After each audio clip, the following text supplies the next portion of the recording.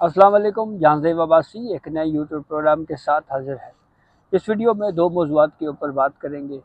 एक तो Islamabad high court में बुशरा बीबी की ज़मानत के हवाले से दरख्वास्त या केस को जल्द समाअत के लिए मुकर्रर करने के मामले पे एक मरतबा फिर एक दरख्वास्त दायर हुई है।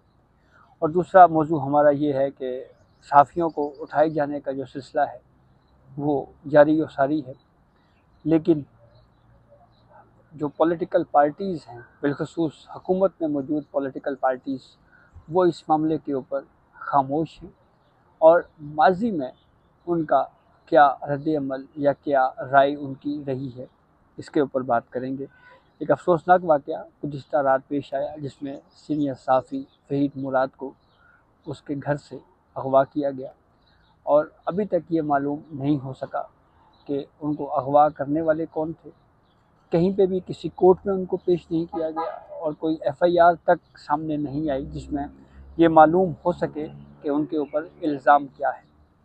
तो सबसे पहले बात करते हैं 190 मिलियन पाउंड केस में बुशरा बीबी के जो वकील हैं उनकी जानिब से दरख्वास्त को जल्द समाअत के लिए मुकर्रर करने की एक अर्ली हियरिंग फाइल की गई है, जिसमें यह कहा गया है जी कि हमारे जो वकील हैं वो सुप्रीम कोर्ट में मसरूफ़ थे, पेश नहीं हो सके।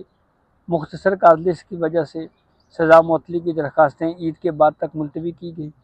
बुशरा बीबी जो हैं 54 साल उनकी उम्र है, ख़ातून हैं, हाउस वाइफ हैं, तो ईद से कबल उनकी अपील जो है वो समाअत के लिए मुकर्रर की जाए।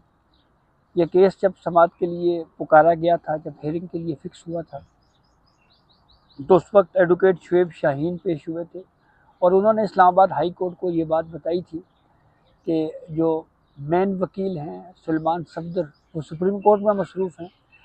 तो अदालत ने फिर केस की समाअत जो है वो मुलतवी कर दी थी ईद के बाद तक।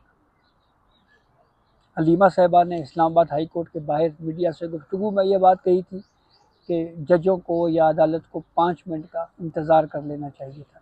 तो उस वीडियो में मैंने बहरहाल ये बात की थी कि ये अदालतें जो हैं वो इस तरह से 5 मिनट और 10 मिनट का इंतज़ार जो है वो वकला का नहीं करती।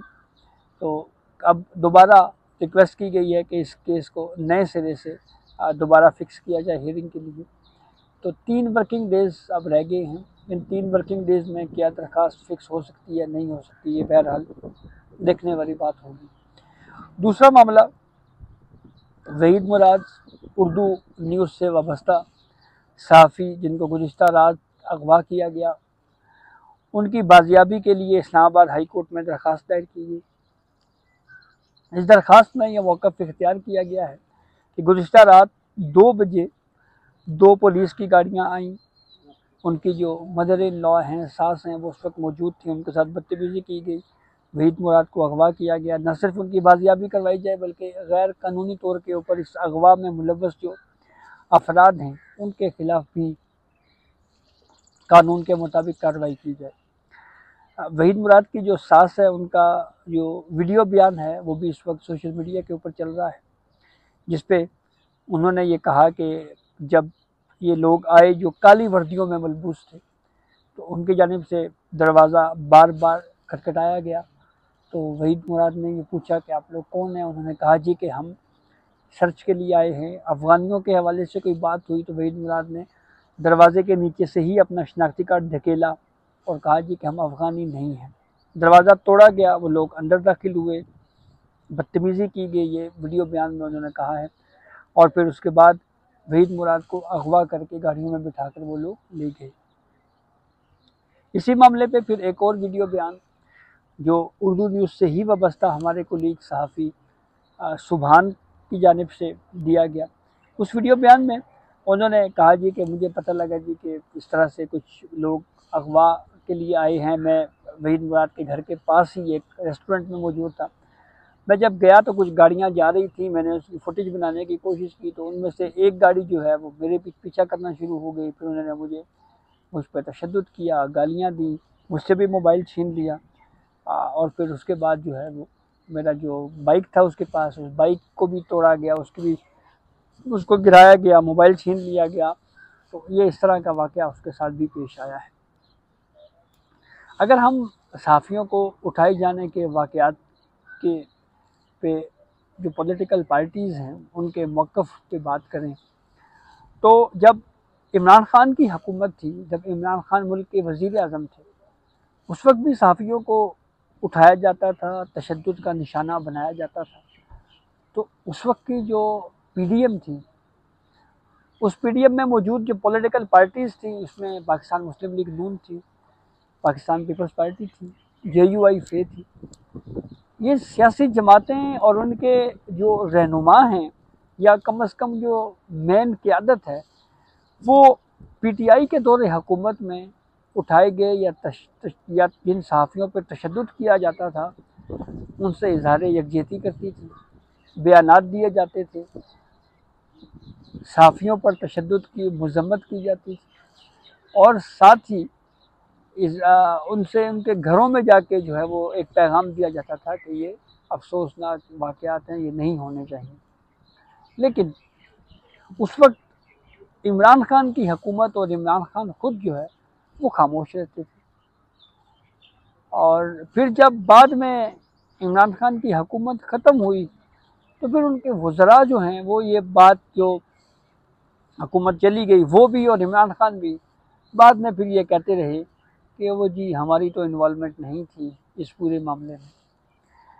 अब वही पीडीएम की हुकूमत में मौजूद पॉलिटिकल पार्टीज़ मुस्लिम लीग नून है, पाकिस्तान पीपल्स पार्टी है, वो इस वक्त हुकूमत में है।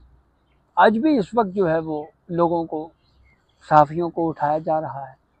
इसके ऊपर कहीं पे कोई रद्द-ए-अमल हमें देखने को नहीं मिल रहा। अब कल अगर यही मौक़िफ़ जब ये पॉलिटिकल पार्टीज़ हुकूमत में नहीं रहेंगी तो अपनाएंगी कि हमारा इसमें कोई किरदार नहीं था, तो इस पर किसी ने यकीन नहीं करना। काज़ी फ़ाइज़ ईसा के ख़िलाफ़ जब रेफरेंस फाइल हुआ तो उस वक्त इमरान ख़ान और उनकी पूरी हुकूमत उस रेफरेंस के दिफा में थी। फिर बाद में जब हुकूमत चली गई तो इमरान ख़ान कहते रहे जी कि मुझे तो पता ही नहीं चला कि ये किसके क्या था, मैं तो गलती थी हमारी रेफरेंस दायर करना, मैं तो इस रेफरेंस के हक़ में ही नहीं था।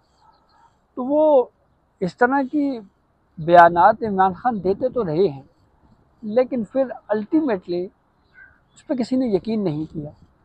तो ये इस तरह से सहाफ़ियों को अगवा कर लेना, ये न सिर्फ काबिल मज़म्मत है बल्कि उसके साथ साथ अगर किसी के ऊपर कोई इल्ज़ाम है तो उस इल्ज़ाम पे उस पर FIR होनी चाहिए, बाकायदा कोर्ट ऑफ लॉ में उसको पेश किया जाना चाहिए और फिर उसके बाद प्रोसीडिंग होनी चाहिए। लेकिन ये किसी को अगवा कर लेना और फिर ये मालूम ही ना होना कि वो सहाफ़ी गया किधर है, किस हालत में है बेचारा, उसको कहाँ रखा गया है, ये इस तरह के वाक़यात जो हैं ये इंतहाई नामुनासिब है। तो अब इस्लामाबाद हाई कोर्ट में ये दरख्वास्त आई है, तो उम्मीद तो की जा सकती है कि आज ही ये दरख्वास्त समाअत के लिए मुकर्रर होगी और आज ही इसके ऊपर कोई ऑर्डर जो है वो जारी किया जाएगा। तो ये अब तक की अपडेट थी जिससे हमने आपको आगाह किया। बहुत शुक्रिया।